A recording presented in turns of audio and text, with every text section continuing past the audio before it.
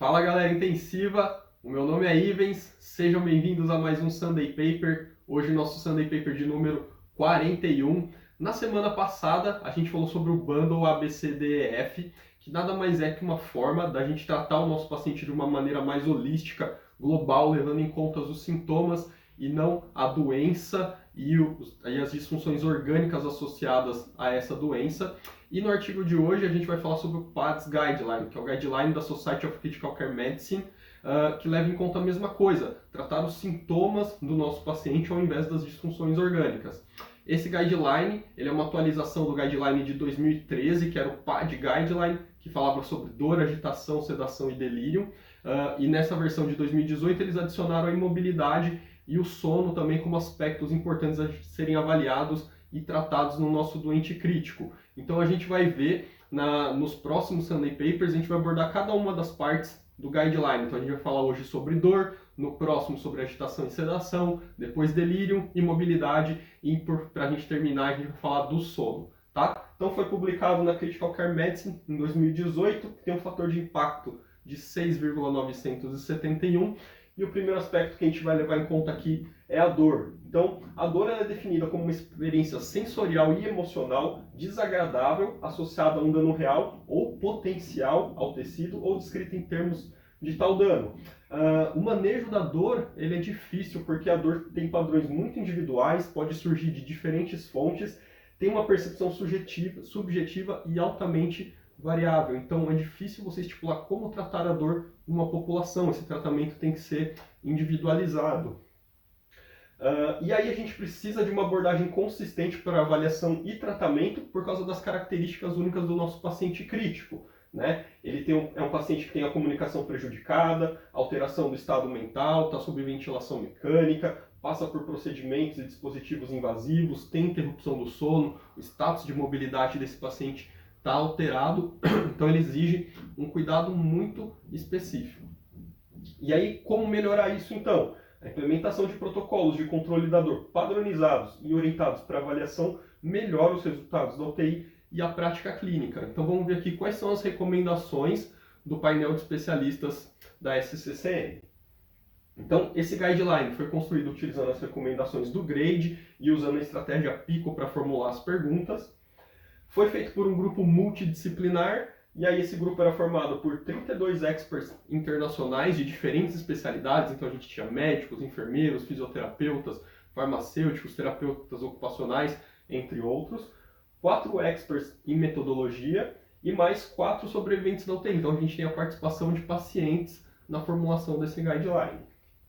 E aí ele foi dividido em algumas perguntas para tentar guiar melhor a nossa atuação.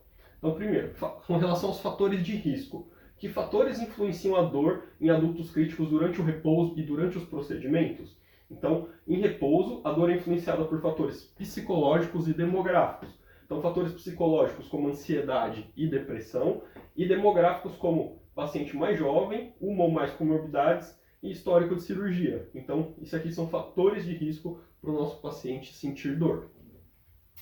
Que fatores influenciam a dor em adultos críticos durante o repouso e durante os procedimentos? Então, durante o procedimento, a dor é influenciada pela intensidade da dor pré-procedimento, o tipo de procedimento que eu vou fazer, pacientes com diagnósticos cirúrgicos ou traumas subjacentes e fatores demográficos como mais jovens, sexo feminino e etnia mais branca. Então, esses são os fatores que influenciam a dor, né, os fatores de risco tanto em repouso quanto durante em procedimentos.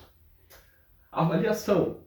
Quais são os métodos de avaliação da dor mais confiáveis e válidos para uso em adultos críticos? Bom, então a gente tem as escalas autorrelatadas. Então, o autorrelato é o padrão de referência para avaliação da dor em pacientes que podem se comunicar de maneira confiável. Então, sempre que meu paciente estiver orientado, colaborativo, acordado, o melhor método de avaliador é através das escalas autorrelatadas.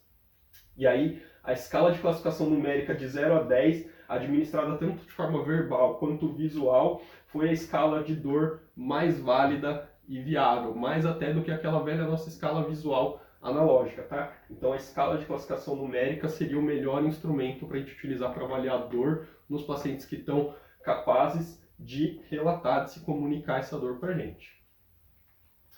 E a gente tem as ferramentas de avaliação comportamental, lembrando que nossos pacientes não podem estar sedados ou em coma, eles não podem relatar, não podem se comunicar, então a gente tem que ter um outro tipo de instrumento para avaliar a dor nesses pacientes. Então, naqueles pacientes incapazes de relatar a dor, em que os comportamentos são observáveis, a escala comportamental de dor, que é a BPS, e a ferramenta de observação da dor para cuidados críticos, que é a CPOT, demonstram maior validade e confiabilidade para monitorar a dor nesses pacientes. Tá? Então a gente precisa de uma escala de autorrelato e a gente precisa de uma escala comportamental. De autorrelato vai ser a escala numérica e a comportamental vai ser a BPS ou a CPOT. Adjuvantes farmacológicos à terapia opioide.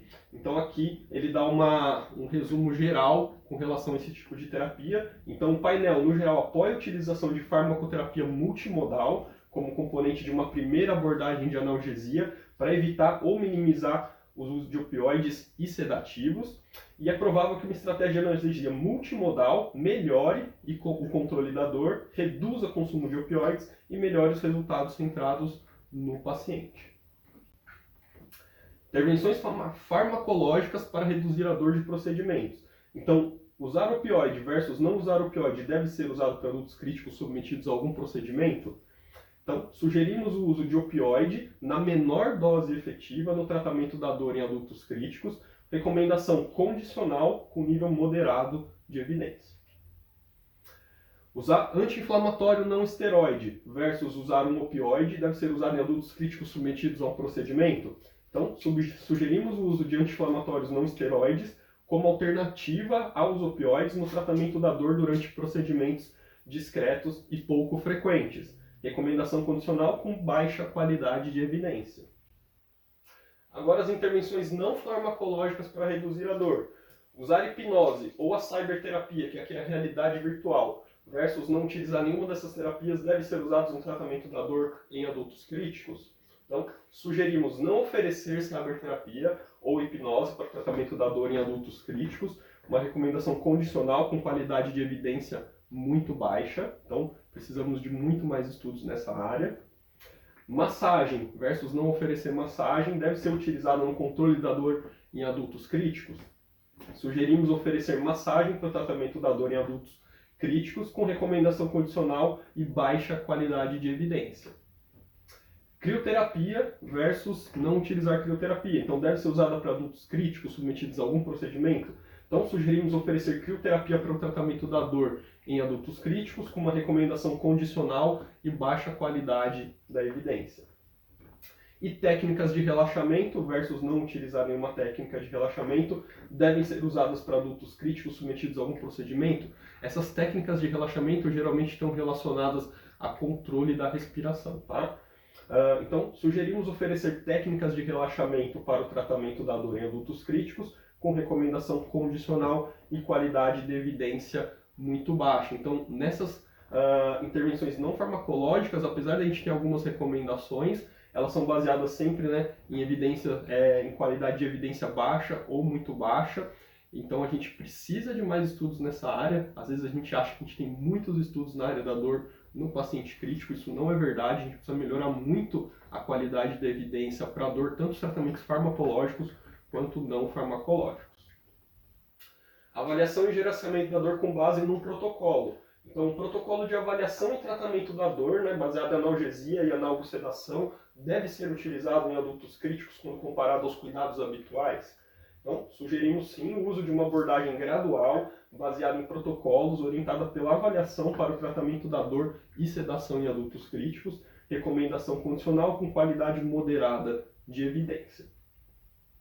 Então, com relação à dor, qual que é a declaração de boas práticas do painel? Então, o gerenciamento da dor em pacientes adultos na UTI deve ser orientada pela avaliação rotineira da dor e a dor deve ser tratada antes que um agente sedativo seja considerado. Então, a gente tem que ter um protocolo de tratamento da dor, não só de tratamento, né, mas de gerenciamento da dor, avaliar essa dor de maneira rotineira e sempre pensar primeiro na analgesia antes da sedação.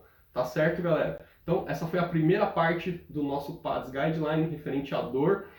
Já deixa o seu joinha aí, se inscreve no canal, ativa o sininho para não perder os próximos passos do nosso guideline. e deixa aí seu comentário. Como que é o gerenciamento da dor aí na unidade onde vocês trabalham? Espero vocês no próximo vídeo.